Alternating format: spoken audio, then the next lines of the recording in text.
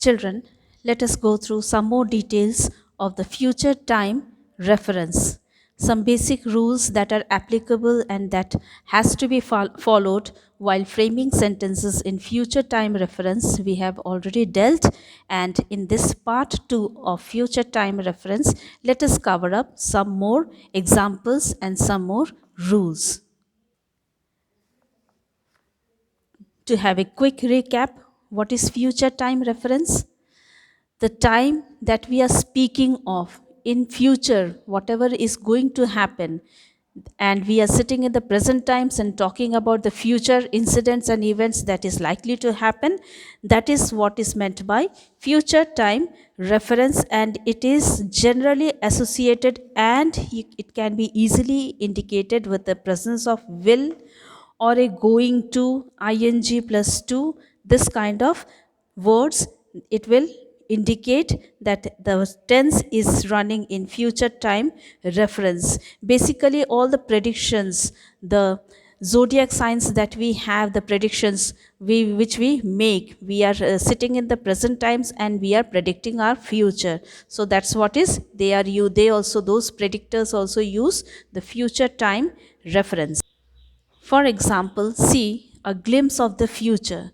So we are talking right now in our present times and we are talking about the future, what the future may look like. For example, overhead metro trains will replace ground level trains. Will. Five-star hotels will be built on clouds. Will be. Cities will be developed under sea. So all these are possibilities, probabilities of our future. Mars will become a tourist spot.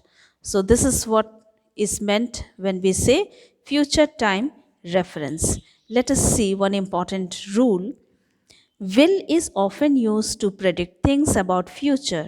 It is used to express events in which your personal wishes don't matter. For example, students will go to school in helicopters, if we can say predict our future. Schools will be replaced by virtual or digital classrooms. Children, you already know that each tense, there are three main tenses, and each tense is further divided into four subdivisions. For example, if we are going to deal with future perfect, let us see what are the basic requirements, and before going through future perfect, let us brief up this certain basic concepts.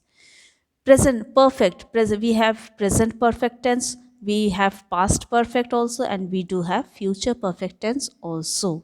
And now what are the basic requirements, the basic words which are needed for a tense to be perfect? For perfect present or present perfect tense, there should be, the sentence should have a has or a have. Without the presence of these, any of these two words, present perfect tense can never be possible. Similarly, for past perfect, what is the basic requirement? HAD, had. And for future perfect, will have.